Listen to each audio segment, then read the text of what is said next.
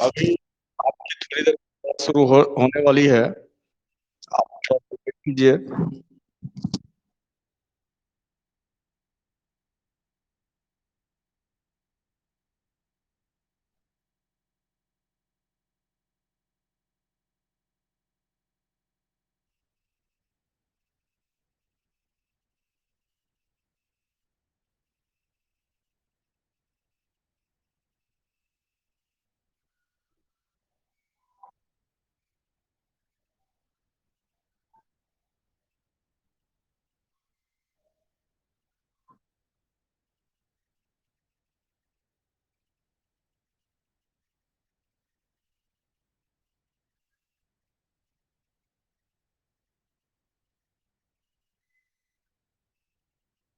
अभी स्क्रीन पे दिख रहा है आपको?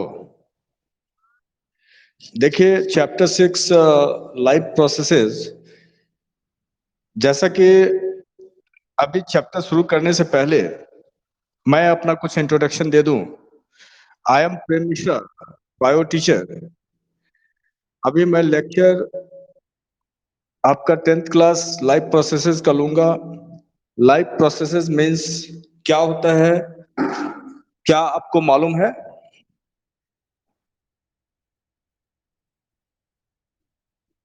हाँ स्टूडेंट्स, अपर्णा बताइए, लाइफ प्रोसेसेस क्या मतलब होता है? लाइफ प्रोसेसेस का मतलब है जैविक प्रक्रिया, है ना? तो हमारे बॉडीज के अंदर डिफरेंट तरह का सेलुलर प्रोसेसेस होता है, वाइटल प्रोसेसेस होते हैं। जैसे डाइजेस्टिव सिस्टम में डाइजेस्टिव प्रोसेसेस होगा, रेस्पिरेटरी सिस्टम में रेस्पिरेटरी प्रोसेसेस होंगे। इसी तरह से, हाँ इसी तरह से बहुत सारा सिस्टम है। You know how many types of system in our human body? बताइए कितने तरह के सिस्टम हमारे बॉडीज के अंदर है? आप क्या एक दो नाम बता सकती हैं? ठीक है, ओके। और ओके गुड, ठीक है। इसी तरीके से बहुत सारा सिस्टम होता है जो together form a biological process और लाइफ प्रोसेसेस, यानी जैविक प्रक्रियाएं। हमारे बॉडीज के अंदर जो लिविंग थिंग्स है उसमें ये सारी प्रोसेसेस होना बहुत ही मस्ट है। अब देखिए, जैसा कि आपको लाइफ मीन्स होता है, लाइफ प्रोसेसेस जैविक, ठीक है। जितने भी टाइप के लिविंग थिंग्स हैं, हर एक लिविंग थिंग्स में लाइफ प्रोसेसेस होता ही है। लाइफ अगर देखा जाए बच्चों, तो इसमें एक होता है यूनिसेलुलर और दूसरा होता है मल्टी सेलुलर।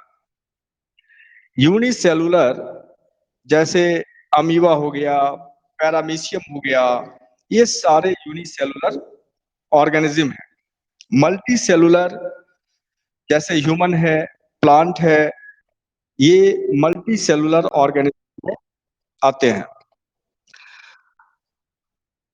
अब देखिए what are the life process. यहाँ पे डिफाइन क्वेश्चन बनता है, what are life process? Life process है क्या? The maintenance of living organism must go on when they are not doing anything but living organisms के जो फंक्शंस है उसका मेंटेनिंग करना होता है। when they are not doing anything particular, कहने जब हम कोई particular जो है इसका प्रोसेस नहीं कर सकते, इसमें पूरा मेंटेन करना पड़ेगा। Even when we are just sitting in class, जब क्लास में हम आप बैठते हैं, even if we are just sleep, जब सोते हैं, this maintenance job has to go on, वहां पे इस काम को करने के लिए मेंटेनिंग किया जाता है। The process which together perform the maintenance job are life processes। तो क्या बोलेंगे, देखिए यहाँ से बहुत इंपॉर्टेंट लाइन है, the processes which together perform this maintenance job are life processes। समझ में आ रहा है? ऐसी प्रक्रियाएं जो टुगेदर परफॉर्म, साथ में मिलकर इस मेंटेनेंस मतलब इस काम को मेंटेन करता है, आर लाइफ प्रोसेसेस। मतलब कोई भी वर्क, पढ़ना है, सोना है, खाना है, पीना है, ये सारे डिफरेंट टाइप्स के जो जॉब हैं उसको मेंटेनिंग जो करता है, मेंटेनिंग करने की जो प्रक्रियाएं हैं, जो प्रोसेसेस है, वो लाइफ प्रोसेसेस होता है। इट मीन्स जैविक प्रक्रियाएं। अब बच्चों ये देखना है हमें, जो कैसे आपको इसके बारे में डिटेल से जानते हैं। देखिए सबसे पहले लाइफ प्रोसेसेस के अंदर जो मेन टॉपिक है वो है न्यूट्रिशन। यू नो न्यूट्रिशन क्या होता है, बताइए। न्यूट्रिशन जो है, अगर कोई बोलेगा डिफाइन करने के लिए, तो आप कैसे न्यूट्रिशन को डिफाइन करेंगे? क्या आपको पता है न्यूट्रिशन क्या होता है? What is nutrition? देखिए इसको आप व्हेन वी वॉक और ride a bicycle, we are using up energy. जब हम साइकिल चलाते हैं या टहलते हैं तो हमें एनर्जी की आवश्यकता होती है।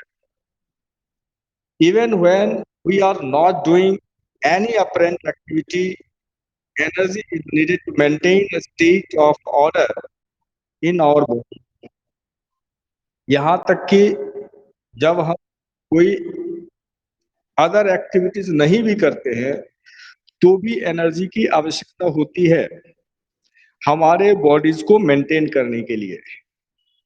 We also need materials from outside in outside in order to grow, develop, synthesis protein and other substances needed in the body।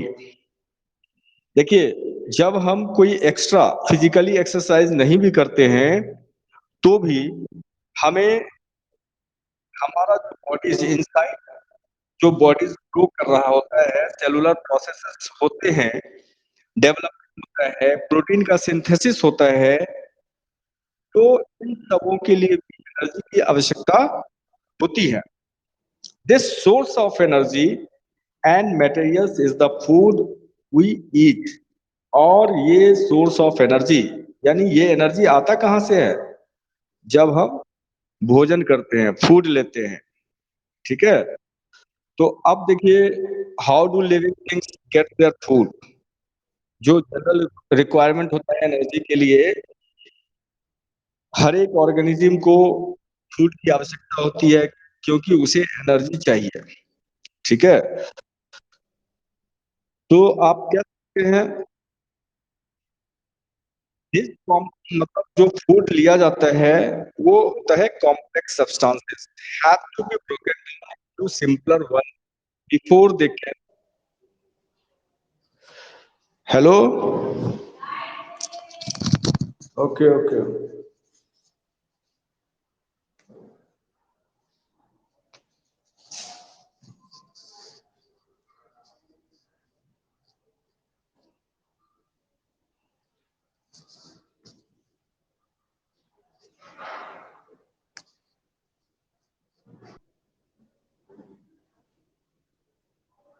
हाँ हेलो, हेलो,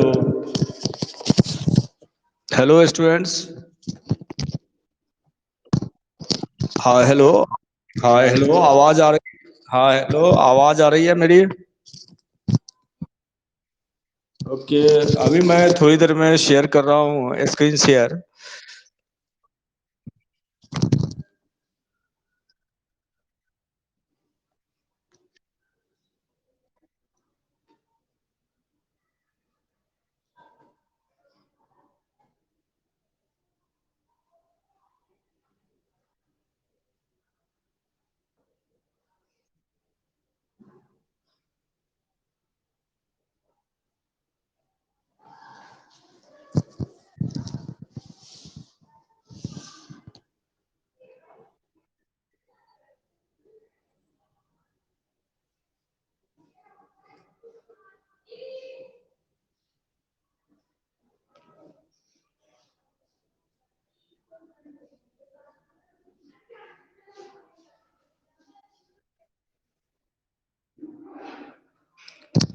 स्क्रीन पे आ रहा है, स्क्रीन पे दिख रहा है। अब देखिए, मैं आपको मेन जो टॉपिक था nutrition, what is nutrition. Nutrition होता क्या है? यानी न्यूट्रिशन जो है mode of taking of food, है ना। फूड लेने का टाइप, तरीका, है ना। Mode of taking of food and utilizing it, utilizing it for energy, energy के लिए कैसे हम इसका यूटिलाइज करें, ये होता है न्यूट्रिशन। अंडरस्टैंड? तो ये टेकिंग ऑफ फूड, जैसे हम कैसे लेते हैं फूड लेने का तरीका, mode of taking of food and utilize it for energy, for getting energy, यानी एनर्जी पाने के लिए जो भोजन लेने का जो तरीका है और उसका यूटिलाइज ही न्यूट्रिशन कहलाता है। अब देखिए, न्यूट्रिशन होता है टू टाइप्स का। How many types of nutrition, है ना। सिंपल लैंग्वेज में मैं समझा रहा हूं आपको। देखिए, दो तरह का न्यूट्रिशन है।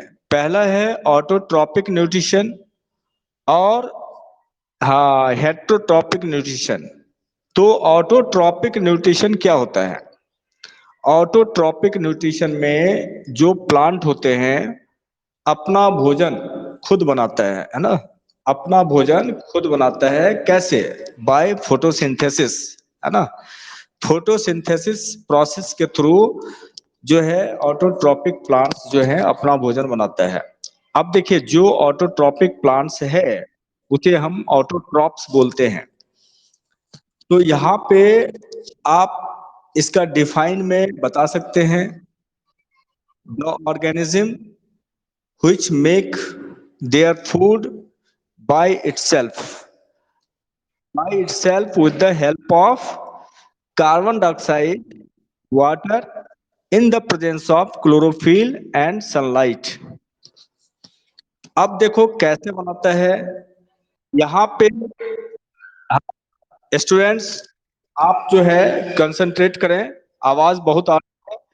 अब आप ध्यान से देखिए, यहाँ पे सबसे पहले आपको ये इक्वेशन दिया हुआ है, ये इक्वेशन दिया हुआ है, इस पे ध्यान दीजिए। क्या लिखा हुआ है बताइए? हाँ हेलो स्टूडेंट्स। हाँ जी, अपर्णा। हेलो, हेलो, हेलो, आवाज नहीं आ रही है क्या? देखिए, ये 6CO2 प्लस 12H2O, ये क्लोरोफिल और सनलाइट के प्रेजेंस में जब ये बनता है तो C6H12O6 यानी ग्लूकोज फॉर्म होता है, प्लस 6O2 ऑक्सीजन रिलीज होगा और साथ ही वाटर 6H2O यानी पानी भी बनेगा। हेलो, आवाज आ रही है?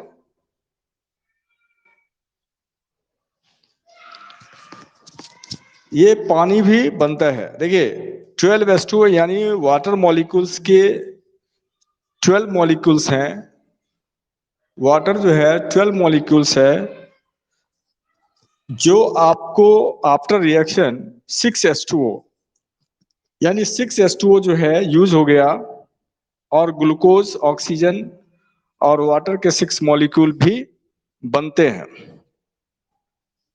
Hello,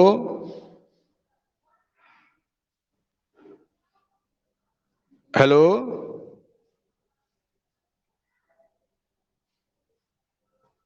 hello,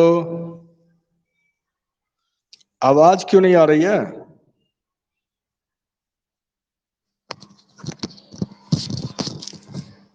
let us,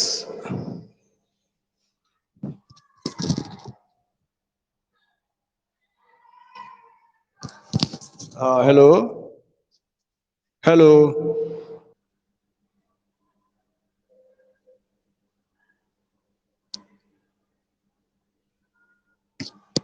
hello students, क्या मेरी आवाज आ रही है? हेलो, हेलो, हाँ जी, मेरी आवाज आ रही है अपर्णा? अभी मैं थोड़ी आपको स्क्रीन शेयर कर रहा हूँ।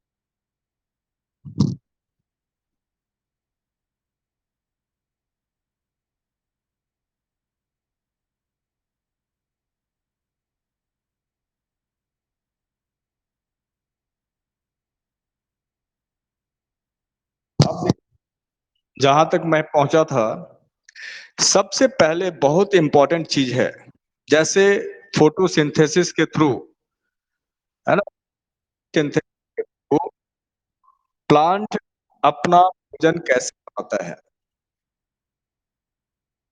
आवाज आ रही है? फोटोसिंथेसिस के थ्रू प्लांट अपना भोजन कैसे, ये ये इक्वेशन बहुत ही मोस्ट इंपॉर्टेंट इक्वेशन है ना? क्या लिखा हुआ है जरा बताओ। ये इक्वेशन में क्या लिखा हुआ है?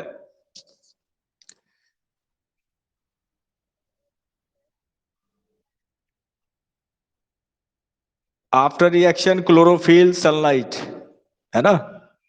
उसके बाद C6H12O6 ग्लूकोज को बोलते हैं, प्लस 6O2 ऑक्सीजन रिलीज होगा, और 6H2O और वाटर भी रिलीज होगा। कहने का मतलब, कार्बन डाइऑक्साइड और पानी मिलके क्लोरोफिल और सनलाइट के प्रेजेंस में प्लांट जो है क्या करता है, ग्लूकोज बनाता है, ऑक्सीजन रिलीज करता है, और पानी भी रिलीज करेगा। तब है पानी जो है, जहां पे 12H2O यूज किया, उसमें से 6H2O जो है पानी बच जाएगा, मतलब एक तरह से रह जाता है। अब देखिए, यहाँ पे आपको और भी ध्यान देने वाली बात है, जो इसमें absorption of light energy by chlorophyll, chlorophyll के थ्रू ही लाइट एनर्जी का एब्जॉर्प्शन होता है। जैसा कि आपको मालूम होगा, लीफ के अंदर, है ना, लीफ के अंदर क्लोरोप्लास्ट होते हैं। क्लोरोप्लास्ट जो है वो kitchen house of the plant कहलाता है। और क्लोरोप्लास्ट के अंदर ही क्लोरोफिल पिगमेंट पाए जाते हैं। क्लोरोफिल पिगमेंट क्या करता है? क्लोरोफिल पिगमेंट जो है लाइट को एब्जॉर्ब कर लेता है, यानी ट्रैप कर लेता है। ठीक है। Second point, conversion of light energy to chemical energy and splitting of water molecules into hydrogen and oxygen।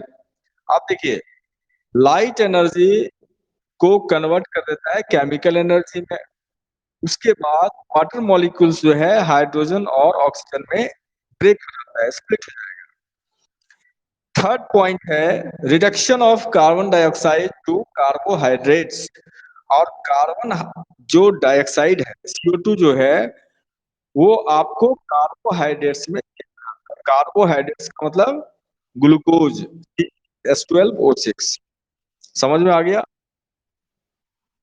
अब देखिए, बहुत important, let us see how each of the components of the above reactions are necessary for photosynthesis। है ना? तो इस प्रकार हमने क्या देखा, कैसे कंपोनेंट्स जो है एबव रिएक्शंस में नेसेसरी होते हैं, मतलब फोटोसिंथेसिस के लिए कितना जरूरी होता है।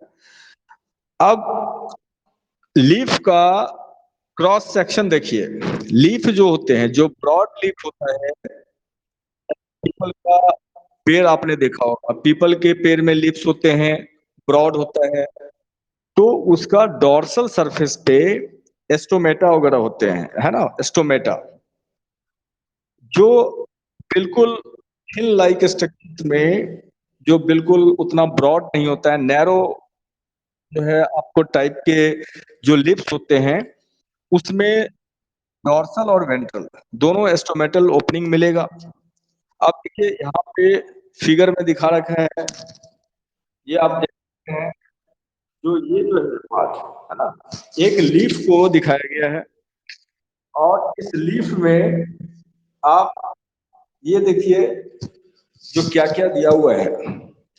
पहला, जो बीच में यानी जो लाइनिंग जो दिख रही है, एक थिकनेस से बिल्कुल थिन लाइन जो दिख रहा है, मिड लैमिना, लैमिना और लीफ ब्लेड, जो पार्ट है वो ब्लेड कहलाएगा या फिर लैमिना कहलाएगा, और जो उसमें जो ब्रांचेज लाइक स्ट्रक्चर दिख रहा है मिड रीफ के अलावा, उसको वेन बोलते हैं, ठीक है। साथ ही जो मिड रीफ है उसमें फ्लोएम और जाइलम, इसको वस्कुलर बंडल बोलते हैं। तो वस्कुलर बंडल हो गया, यानी फ्लोएम एंड जाइलम। आपको पता है फ्लोएम क्या होता है, जाइलम क्या होता है? बेटे जाइलम जो होता है, जैसे रूट क्या करता है, रूट हेयर जो है वाटर एब्जॉर्ब करता है, और जाइलम के थ्रू, और मतलब डिफरेंट बॉडी पार्ट्स में, प्लांट के डिफरेंट बॉडी पार्ट्स में वो वाटर मिनरल्स वगैरह पहुंचाता है। ठीक, जब लीफ में स्टोमेटल ओपनिंग के थ्रू जब आपको वाटर ये जाइलम के थ्रू पानी चला जाता है, स्टोमेटल ओपनिंग के थ्रू जो है कार्बन डाइऑक्साइड गैस जाता है, तो जब लीफ के अंदर जब पहुंच जाएगा कार्बन डाइऑक्साइड गैस और वाटर, फिर क्लोरोफिल पिगमेंट जो है ट्रैप कर लेगा लाइट एनर्जी को, है, आ, सारे चीजों के हेल्प से वो क्या बनाता है, ग्लूकोज बनाएगा, है ना। अब देखो जब भोजन बन जाएगा लीफ के अंदर, फ्लोएम में जब भोजन बन, ये जब भोजन बन जाता है यानी ग्लूकोज बन जाता है, तो फ्लोएम क्या करता है, लीफ से, है ना, जहां जहां ग्रीन पार्ट्स है वहां पे भोजन बन गया, तो वहां पे different body parts of the plant, है ना, वो ट्रांसपोर्ट कर देता है फूड को। अब देखिए इंपॉर्टेंट चीज क्या है, जैसे लीफ के अंदर जो सबसे पहले अगर हम लेयरिंग देखें तो क्यूटिकल दिख रहा है, क्यूटिकल, है ना। अब देखो क्यूटिकल का आपको यहाँ पे दिख रहा है क्यूटिकल, है ना, क्यूटिकल जो है इसको आप क्यूटिकल, ये वाला वैक्सी क्यूटिकल है, उसके नीचे अपर एपिडर्मिस है, बीच में क्लोरोप्लास्ट दिख रहा है, एयर स्पेसेज हैं, गार्ड सेल्स है, और सबसे नीचे, हाँ सबसे नीचे जो है लोअर एपिडर्मिस, ये आप, है ना, लोअर। तो अब देखो गार्ड सेल्स क्या करता है, गार्ड सेल्स जो है वही क्या करता है, एस्टोमेटल ओपनिंग, एस्टोमेटा का मतलब होता है ओपनिंग, यानी उसमें पोर हो जाता है, पोर, जैसे लीफ को अगर हम देखें तो उसमें पोर यानी एपर्चर दिखता है, और जिसको कंट्रोल करता है गार्ड सेल, है ना। तो अब यहाँ पे एस्टोमा, एस्टोमा मतलब होता है सिंगल, सिंगल जो है पोर, और एस्टोमेटा मतलब होता है प्लूरल, है ना, एस्टोमेटा मतलब होता है प्लूरल यानी बहुत सारे पोर्स। तो एस्टोमा भी बोल सकते हैं, एस्टोमेटा भी बोल सकते हैं। तो इस एस्टोमेटा या एस्टोमा को यानी पोर्स को गार्ड कंट्रोल कौन करता है? गार्ड सेल करता है, ठीक है? और गार्ड सेल के अंदर भी क्लोरोप्लास्ट होते हैं, ठीक है? तो क्लोरोप्लास्ट गार्ड सेल के अंदर भी होता है। अब देखिए, यहाँ पे सबसे पहले आपको ये देखना है क्रॉस सेक्शन ऑफ लीफ, जैसा कि आपने लीफ को देखा, और इसमें स्टोमेटल ओपनिंग के थ्रू जो है कार्बन डाइऑक्साइड गैस जाता है। उसके बाद वाटर जाइलम के थ्रू पहुंच रहा है। जब भोजन बन जाएगा, ऑक्सीजन जो है फिर रिलीज होगा, स्टोमेटल ओपनिंग के थ्रू ही रिलीज होता है। जब कभी-कभी आप देखोगे भाई, देखिए इस पिक्चर में बहुत अच्छे ढंग से दिखा रखा है, open and closed stomatal pore. हाँ, स्टोमेटल पोर यानी स्टोमेटा को कैसे क्लोज करना है और कैसे जो है ये आपको ओपन करना है, तो समझिए।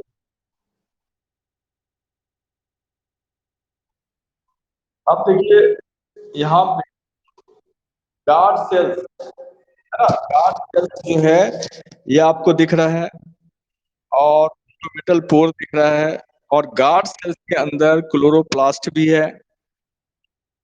अब यहाँ पे जब बिल्कुल जो है बीन शेप यानी किडनी शेप का ये आकार दिख रहा है गार्ड सेल, और जब ये बिल्कुल स्ट्रेट हो जाए, सीधा हो जाए, तो ये क्लोज हो जाता है। देखो इसका रीजन क्या है, बहुत इंपॉर्टेंट चीज है, रीजन को समझिए तो क्यों ऐसा होता है।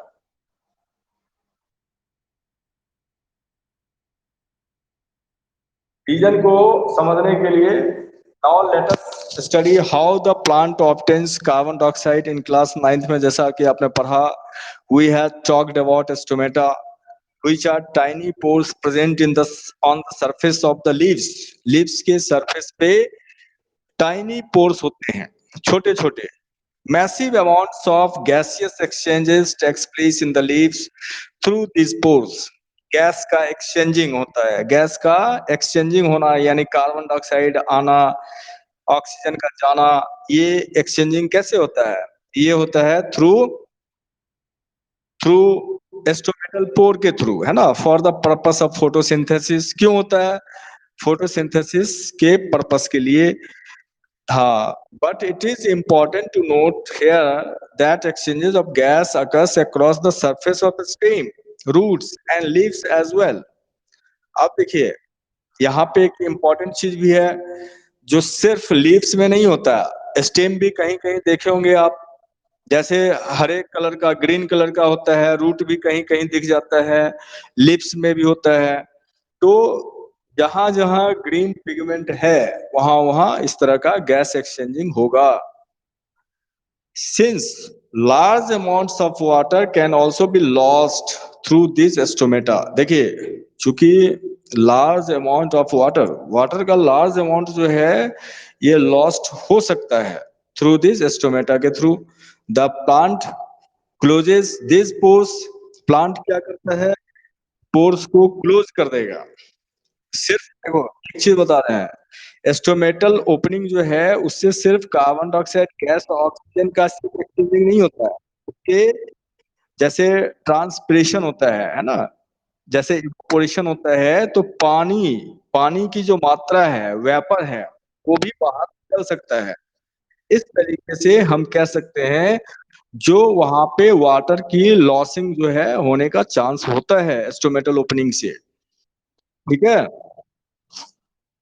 अब देखो, water can also be lost through this stomata। The plant close these pores when it does not need carbon dioxide for photosynthesis। जब फोटोसिंथेसिस के लिए कार्बन डाइऑक्साइड की आवश्यकता नहीं होती है, उस टाइम जो है स्टोमेटल ओपनिंग बंद हो जाती है। अगर हमेशा खुला रहेगा तो उससे वाटर इवोपरेट हो जाएगा, बाहर निकल जाएगा, ठीक है। The opening and closing of the pour is a function of the guard cells. जो ओपनिंग और क्लोजिंग है पोर का, ये गार्ड सेल्स का फंक्शन होता है। The guard cells swell up. देखिए गार्ड सेल जो है जब स्वेल कर जाता है यानी इनफ्लैट हो जाता है ना, इनफ्लैट मतलब फूल जाता है, when water flows into them, तो उसके अंदर वाटर फ्लो करता है ना। गार्ड कब कल करेगा, कब खुल जाएगा, उसको इंसर्ट भी कह सकते हैं। तो जब वाटर उसके अंदर फ्लो करने लगेगा, causing the stomatal pore to open, तो कर्व शेप में जब गार्ड सेल हो जाएगा, तो आपको स्टोमेटल ओपनिंग जो है बिल्कुल क्या हो जाएगा, ओपन हो जाएगा, है ना। स्टोमेटल पोर जो है ओपन हो जाएगा।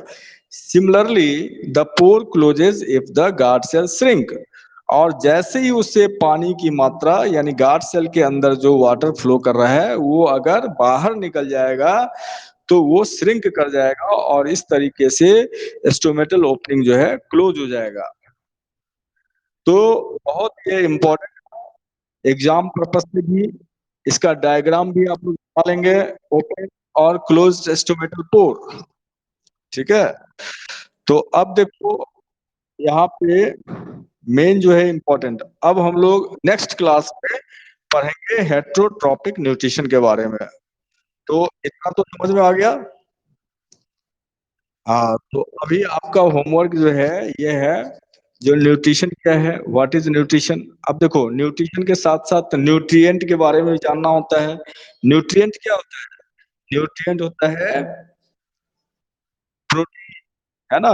Carbohydrate, protein, fat, vitamin, minerals, ये सारे जो है न्यूट्रिएंट कहलाते हैं, जो हमारे बॉडीज के लिए नीड होता है, जरूरी होता है। ठीक है, तो ये न्यूट्रिएंट। उसके बाद how many types of nutrition, ये पढ़ ऑटोट्रॉपिक हेटरोट्रॉपिक। बताएंगे हेटरोट्रॉपिक क्या है, एक तरह से अभी हेटरोट्रॉपिक न्यूट्रिशन जो है कितने टाइप्स के होते हैं। Example, leaf picture, cross section of leaf, ये बहुत अच्छी आप देखिए, इसको जो है जरूर पढ़ेंगे। उसके बाद आपको पढ़ना है, क्या पढ़ना है, उसके बाद देखिए, उसके बाद जो है आपको ये भी पढ़ना है, ये देखिए, ये जो है बहुत, ये भी इम्पोर्टेंट है। तो ओपन एंड क्लोज सिस्टोमेटल पोर, तो नेक्स्ट क्लास में ये आप मुझे डायग्राम बनाकर दिखाओगे, ठीक है। ठीक है, ओके, तो अभी क्लास जो है ओवर हो रहा है। अब जो क्लास जो है वो मैं टाइमिंग बता दूंगा। ओके।